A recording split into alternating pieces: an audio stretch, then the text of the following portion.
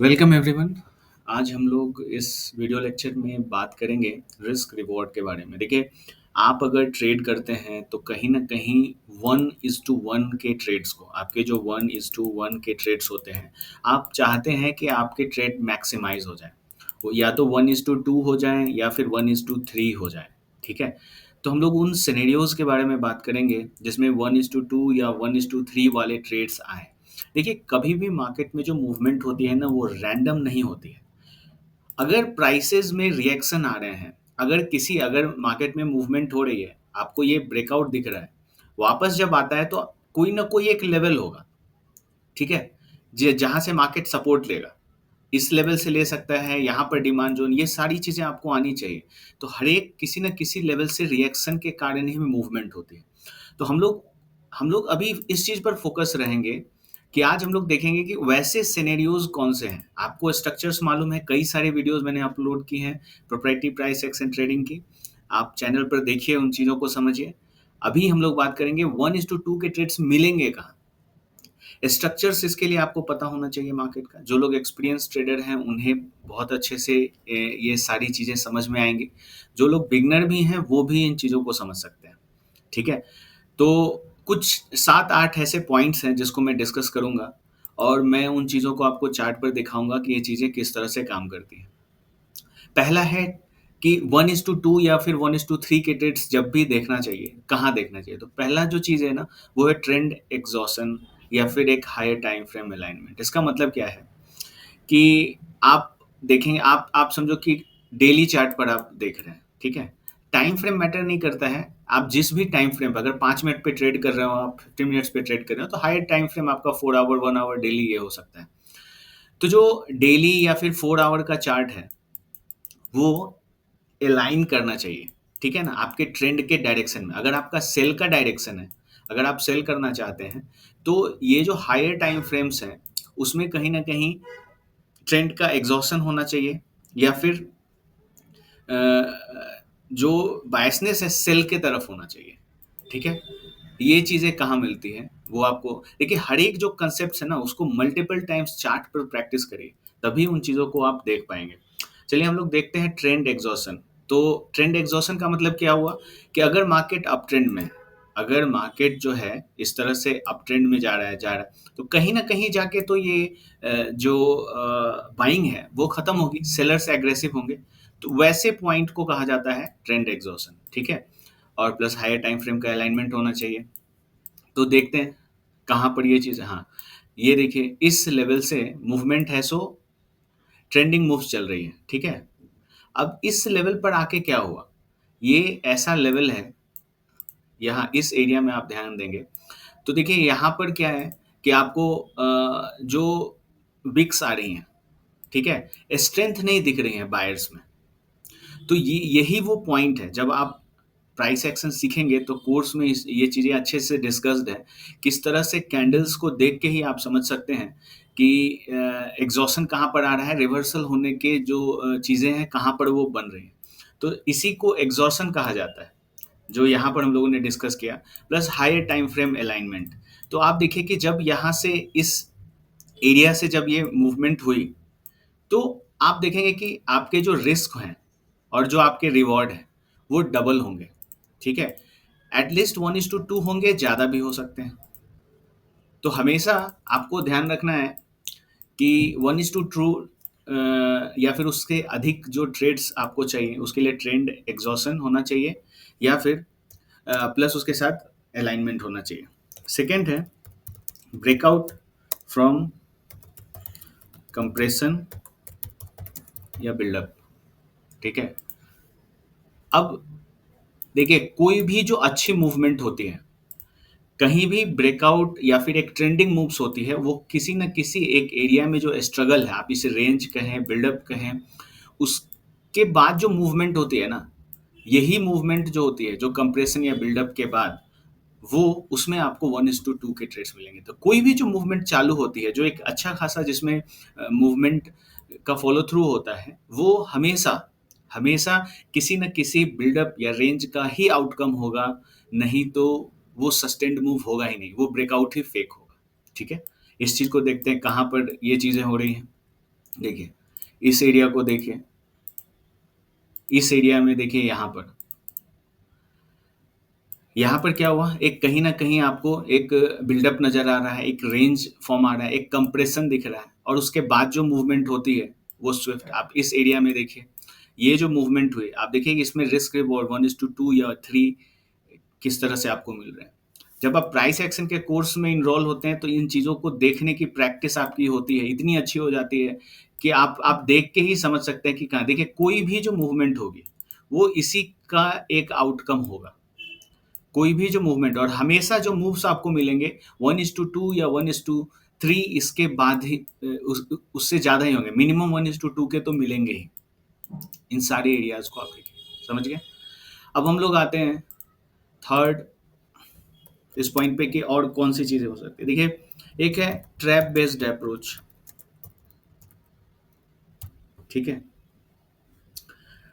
अब किसी न किसी कोई एरिया जहाँ से रिएक्शन होगा, जैसे मान लीजिए कहीं पे इस तरह की मूवमेंट इस तरीके से आ रही है, तो अगर ड्रॉप है तो ये आपका एक सप्लाई ज़ोन है। अगर आप डिमांड एंड सप्लाई नहीं जानते हैं तो उसके लिए एक मैंने वीडियो अपलोड की है, एक वेबिनार भी कंडक्ट किया था, आप उसे देख सकते हैं। बाकी कोई क्वेश्चन है तो मेल कर सकते हैं। तो ये जो एरिया होता है, यही एरिया ऑफ सप्लाई का हुआ। तो अब जब मार्केट ऊपर की तरफ आएगा, तो इस जगह पे एक इल्यूजन होगा यहाँ पर बाइंग का। ये भी मैंने अभी लास्ट वीडियो में इल्यूजन वाली चीज़ डिस्कस की है। और आप जब प्रोप्राइटरी प्राइस एक्शन सीखते हैं ना, तो ऐसे इल्यूजन को आइडेंटिफाई करते हैं जहाँ से एक शार्प मूवमेंट आती है, ठीक है? तो यहाँ पर ट्रेडर्स जो ब्रेकआउट रिटेलर्स ट्रैप हो जाते हैं बाइंग साइड में, उनके जो लॉसेस होंगे वही आपके प्रॉफिट होंगे। तो किसी एक लेवल पर अगर कोई ब्रेकआउट आपको दिखता है, ठीक है? ब्रेकआउट आपको दिखता है और उस अगर ये फेल होता है, तो जो आपको मूवमेंट दिखेगी 1:2, 1:3 पर दिखेगी। जैसे कहीं भी आप देख लीजिए, ये एक मूवमेंट थी, ठीक है? इस एरिया में आप देखेंगे कि जैसे ही ये बायर ऊपर की तरफ गया, ये फेल हुआ। जब फेल हुआ तो उसके बाद आप यहाँ से ये मूवमेंट को राइट कर सकते हैं। कहीं भी आप देखेंगे कि ब्रेकआउट फेल्योर का जो सिनेरियो होता है, इसको देखिए, अगर ये डेली कैंडल है, आप इसे अगर आइडेंटिफाई करते हैं, देखिए आपको बस इस स्ट्रक्चर पर नहीं जाना है कि अभी मैं इस तरीके से कर रहा हूँ तो आप भी ऐसा करें, ऐसा नहीं होगा, क्योंकि आपको पूरे कंसेप्ट को समझना होगा, तभी आप आइडेंटिफाई करें। स्ट्रक्चर को देख के नहीं, लॉजिक सही होना चाहिए। आप ज़्यादा से ज़्यादा कुछ और जो लोग प्राइस एक्शन सीखे भी हैं, प्रोप्राइटरी प्राइस एक्शन, उनके साथ भी प्रॉब्लम है कि वो स्ट्रक्चर्स पर जाते हैं। स्ट्रक्चर्स पर नहीं जाना है। स्ट्रक्चर्स तो आप वो तो टेक्स्ट बुक की चीज़ें हो गई। जैसे रोड पर आपको चलना है तो आपको थोड़ी ना ग्रीन है, आपको निकलना है वहां से सिग्नल से, लेकिन अगर ट्रैफिक जाम है तो आप सब गाड़ी को क्रॉस करते हुए थोड़ी ना निकल जाओगे, आप वेट करोगे। यही डिफरेंस है, ठीक है? फोर्थ जो सिनेरियो है जहां पर ये चीजें होती है, fresh new move forming an area. अब जैसे ये कंसेप्ट भी डिस्कस्ड है कोर्स में, जो फाउंडेशन कोर्स है इनिशियल बेसिक्स वाले, उसमें कि जैसे कोई एक इस तरह की मूवमेंट है और यहाँ ब्रेकआउट आता है, तो आपको पता है कि जो भी ब्रेकआउट या कोई न्यूज़ इवेंट के कारण ही ये ब्रेकआउट हमें देखने को मिलता है। तो उसके बाद जब मूवमेंट आती है ना, और फिर उसके बाद यहाँ से जो आपको यहाँ पर आपके सेटअप्स वी फॉर्मेशन जो भी होते हैं, यहाँ से जो मूवमेंट मिलेगी, तो ये एरिया जो आप कवर करेंगे यहाँ से यहाँ तक, ये 1:2 1:3 इस तरह के ट्रेड्स होंगे। तो फ्रेश न्यू मूव जब भी होंगे, जब भी नया एरिया फॉर्म होगा, उसके बाद आप ये जब ट्रेड लेते हैं, तो आप समझिए कि एक बहुत अच्छे रिस्क रिवॉर्ड आपके मैक्सिमाइज हो जाएंगे उस तरह के ट्रेड्स में। जैसे आप कहीं भी देख सकते हैं, यहाँ पर देखिए, इस एरिया को देखिए, अगर ये इस मूवमेंट को आप देख रहे हैं, इस मूवमेंट को देख रहे हैं यहाँ तक, तो उसके बाद अगर आपको इस एरिया से जो भी ट्रेड्स मिलते हैं, तो इस लेवल तक जाएंगे, तो आपके रिस्क रिवॉर्ड देखिए 1:3 के हो रहे हैं। ये हर जगह होगा, ठीक है? तो फिर से एरियाज कैसे फॉर्म होते हैं, वो सारी चीजें, अब जैसे यहाँ पर देखिए, इस एरिया को देखिए, ये मूवमेंट आप देख रहे हैं, इस रेसिस्टेंस के ऊपर ये ब्रेकआउट हुआ था, ये मूवमेंट से जो मूवमेंट मिली, यहाँ तक एटलीस्ट आप जा सकते हैं, ठीक है? देखिए, सारी चीजों को प्रैक्टिस करना पड़ता है। बिना प्रैक्टिस के आप ऐसा सिर्फ ऐसा नहीं है कि एक बार कंसेप्ट आपने सीख लिया और आपने प्रैक्टिस नहीं की तो चीज़ें आप खुद को के ऊपर यकीन नहीं होगा। कन्फ्लुएंस सेटअप भी एक चीज़ हो सकता है। कन्फ्लुएंस सेटअप क्या है कि आप मल्टीपल चीज़ों को एक साथ आप देखते हो। जैसे कि लॉजिक्स आपके अलग-अलग हैं। जैसे डेली टाइम फ्रेम भी डाउन सिग्नल दे रहा है, 4 आवर भी डाउन बायसनेस आपको दे रहा है, 1 आवर भी डाउन दे रहा है, 15 मिनट्स भी डाउन साइड की तरफ कर रहा है। तो जब सारे जो टाइम फ्रेम्स हैं जिस पर आप काम करते हो, अगर वो अलाइन हो जाते हैं, तो फिर चीज़ें बहुत अच्छी हो जाएँगी। जैसे कहीं से भी जो मूवमेंट आप देखोगे, डेली, आवरली, 15 सब एक तरफ की ही मूवमेंट करने लगेंगे, राइट? तो नेक्स्ट हम लोग आते हैं। तो कॉन्फ्लुएंस ही है, कॉन्फ्लुएंस का मतलब लोग पूछते हैं, कॉन्फ्लुएंस का मल्टीपल चीज़ जब एक साथ फैक्टर इन होती हैं। कंटिन्यूएशन आफ्टर ब्रेकआउट और रेंज। अब ये भी इसी का एक पार्ट है। जैसे कोई एक इस तरह की रेंज है, उस रेंज का एक ब्रेकआउट हुआ, वापस मार्केट रिट्रेस करता है, बाइंग आती है, फिर से मूवमेंट आती है। तो ये जो मोमेंटम में चल रहा है ना, तो जब भी आप यहाँ इस एरिया में ट्रेड लेंगे, यहाँ पर ट्रेड लेंगे, तो फिर आपके रिस्क रिवॉर्ड हाई हो जाएंगे। अब जैसे यहाँ से देखिए, यहाँ से मूवमेंट आई, इस एरिया से मूवमेंट आई, उसके बाद जब आप यहाँ पर ट्रेड लेंगे तो फिर से ये आपको ट्रेड्स मिलते हैं। फिर इसके बाद कंटिन्यूएशन प्ले करेंगे तो फिर आपको यहाँ से ट्रेड्स मिलते हैं, राइट? तो ये चीज़ आपका आ जाता है कंटिन्यूएशन और ब्रेकआउट्स वाले ट्रेड में। जो एक सेवेंथ पॉइंट है वो काफ़ी इंपॉर्टेंट है, ब्रेक ऑफ स्विंग। ठीक है, ब्रेक ऑफ स्विंग, जब भी स्विंग ब्रेक होगा ना, जैसे इस तरह से मूवमेंट हो रही है, ठीक है, अब यहाँ से ये वाले एरिया को अगर आप टारगेट कर रहे हैं, आपका सेटअप बाई होने का मिल रहा है, तो ये एरिया जब ब्रेकआउट होगा, आपने एंट्री यहाँ ली तो बहुत अच्छा ऊपर जाएगा वो। हाँ, भले ही उसके बाद आए, लेकिन आपका प्रॉफिट यहाँ पर है। तो जब ये स्विंग, अगर आप बाई कर रहे हो तो ये सेल साइड के स्टॉप लॉसेस होंगे, अगर आप सेल कर रहे हो उसका वाइस वर्सा आपको ये चीज़ देखना है। तो स्विंग्स जहाँ भी ब्रेक होंगे, अब जैसे इस एरिया में देखिए, यहाँ पर मार्केट इस तरीके से था, जैसे ही स्विंग ब्रेक होता है ऊपर की तरफ, तो आप इस मूवमेंट को देखिए। अगर अगर ये स्विंग लो था, यहाँ से आपने बाइंग की थी, यहाँ ये वाले एरिया में ये स्विंग लो था, तो जो ये ब्रेक होता है तो ये मूवमेंट देखिए, ठीक है। आप ये स्विंग हाई पॉइंट था, ये हाई पॉइंट था, जब ये ब्रेक होता है तो ये मूवमेंट देखिए। तो उस एरिया को जब आप कंसिडर करेंगे, स्विंग ब्रेक वाले एरिया को, तो फिर बहुत अच्छा इसमें आपको रिजल्ट्स मिलेंगे। एट्थ एक और इम्पोर्टेंट है, शार्प रिट्रेसमेंट और रिवर्सल। अब किसी एक लेवल पर जहां भी शार्प रिट्रेसमेंट होता है, जैसे मूवमेंट इस तरीके से हो रही है, सेलिंग हो रही है, सेलिंग हो रही है, आप देखेंगे कि अचानक से बाइंग आ गई, तो उसके बाद जो यहाँ से जो मूवमेंट आती है ना, वो ये वाली मूवमेंट अगर आप देखेंगे, जब फुल्ली रिट्रेस हो जाता है तो या रिवर्सल होता है, तो उसमें बहुत अच्छे ट्रेड्स मिलते हैं। इसको आप कहीं भी देख सकते हैं चार्ट पर। जैसे मूवमेंट डाउन साइड हो रही है, डाउन साइड हो रही है, आप इस एरिया में वो चीज़ नोटिस करते हैं। आप इस पूरे ट्रेड को देख सकते हैं, यहाँ से इस लेवल तक मार्केट ऐसो जा सकता है, ठीक है। तो इस तरह से आपको चीज़ों को आइडेंटिफाई करना सीखना पड़ता है। ऐसा नहीं है कि आपने बस कंसेप्ट्स को समझ लिया और आप उस पर प्रैक्टिस नहीं करेंगे तो चीज़ें वर्कआउट नहीं करेंगी। ये जितनी भी चीज़ें हैं, आपको एक-एक चीज़ पर मास्टरी करनी होगी।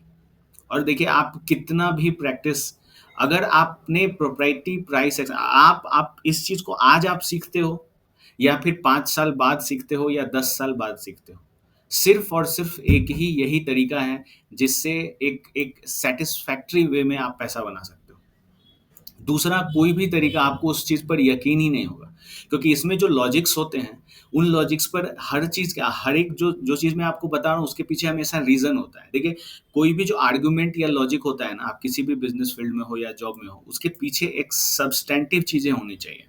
उसके पीछे कुछ ऐसे फैक्टर्स होना चाहिए जो उन चीज़ों को सपोर्ट कर सके। अगर आप उन चीज़ों पर ट्रस्ट कर पाते हो, तो ही वो आपको रिजल्ट्स मिलते हैं, राइट? तो इसमें कभी भी कोई इंडिकेटर्स नहीं होते हैं, बस एक अप्रोच है मार्केट को देखने का, जैसे कि कोई भी दूसरे बिजनेस को देखने का है, ठीक है?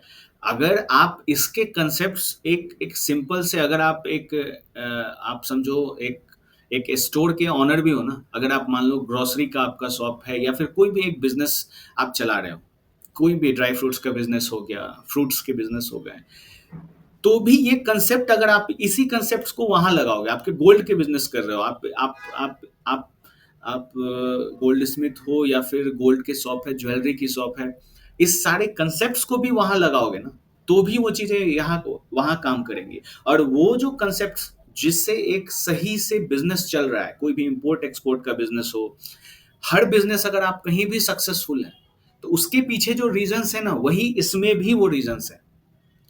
प्रोप्राइटरी प्राइस एक्शन जो चीज है, इसमें भी वही रीजंस है। आई होप आप इन चीज़ों को समझ रहे होंगे। आपके कोई डाउट्स हैं, आप ज़रूर मुझे ईमेल करिए, आपके कोई और भी क्वेश्चंस हैं पूछ सकते हैं।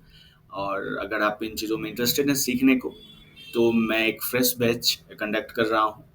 और ज- जो लोग इंटरेस्टेड हैं, आप मुझे ईमेल करिए, डिस्क्रिप्शन में ईमेल है, और एक फॉर्म भी मैंने दिया है, आप उसे फिलअप कर सकते हैं, सारी डिटेल्स आपको मिल जाएगी। इसमें हम लोग बात भी कर सकते हैं कि किस तरह से ये चीज़ें आपको बेनिफिट कर सकती है आपके फाइनेंशियल गोल को अचीव करने में। Alright, thanks for watching guys.